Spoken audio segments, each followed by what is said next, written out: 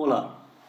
Continuando a sequência de opções para a manipulação de um conjunto de dados a partir do menu do R-Commander, neste vídeo vamos ver as seguintes opções: ajuda no conjunto de dados ativo, variáveis do conjunto de dados ativo e definir nomes dos casos. Novamente vamos utilizar o conjunto de dados melanoma do pacote MAS e vamos supor que já carregamos esse conjunto de dados no R-Commander. Bom, estou aqui no R-Commander, já carreguei o conjunto de dados melanoma, já converti a variável status para factor e criei a variável status underline fact.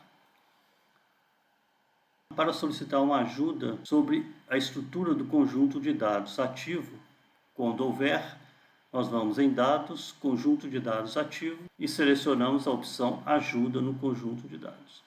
Se a ajuda estiver disponível, ela será aberta no navegador. Então aqui vemos novamente a ajuda do conjunto de dados. Em geral, os conjuntos de dados disponíveis em pacotes do R oferecem uma ajuda sobre o seu conteúdo, especificando que variáveis estão presentes no conjunto de dados, as respectivas unidades e codificações. Outra forma seria digitar este comando help e entre parênteses o nome do conjunto de dados, entre aspas, e clicarmos em submeter.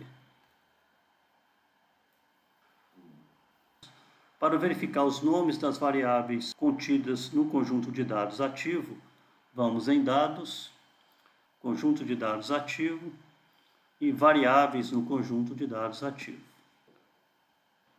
A função que é executada é exatamente a função names, que já vimos no vídeo sobre DataFrame. E aqui estão as variáveis contidas no conjunto de dados melanoma. Vamos supor que o conjunto de dados ativo contém uma coluna com os nomes dos pacientes. O script abaixo cria um nome para cada linha do conjunto de dados melanoma, onde o primeiro nome vai ser N1, o segundo nome N2 e o último nome N205, já que o conjunto de dados melanoma possui 205 observações. Não se preocupe em entender este script no momento. Nós teremos vídeos específicos sobre como criar scripts como esse. Vamos executar este script e vamos ver em conjunto de dados que nós temos uma variável chamada nomes com os valores N1, N2, N3 até N205. Lembrando do vídeo de DataFrame, essa função rowNames vai retornar os nomes das linhas do DataFrame. Neste caso, vai retornar apenas o número da linha, que é o que aparece nessa coluna ao exibir o DataFrame. Se quisermos que os valores de rowNames do conjunto de dados melanoma sejam iguais aos valores da coluna nomes, vamos em dados, conjunto de dados ativo e definir nomes dos casos. Não vemos a variável nomes nessa lista, então nós temos que cancelar e renovar o conjunto de dados, como vimos no vídeo anterior. Então, dado conjunto de dados ativo, renovar conjunto de dados ativo. Agora podemos vir em dados, conjunto de dados ativo e definir nomes dos casos. Agora podemos escolher a variável nomes, que vai definir os nomes de cada linha no conjunto de dados. Vamos clicar em OK. Vamos ver que os nomes das linhas passam a ser os valores da antiga variável nomes. Então, esse foi o comando executado.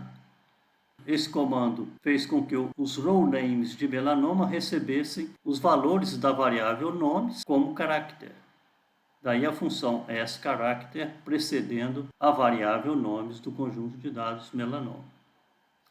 Em seguida, foi excluída a variável nomes do conjunto de dados. Se exibirmos o conteúdo de rowNames novamente, Clicando em submeter com o cursor nessa linha, vamos ver que os valores são de N1 até N205. No próximo vídeo, vamos ver como criar outros conjuntos de dados a partir de um conjunto de dados ativo e como remover níveis de fatores que não aparecem no conjunto de dados. Até lá!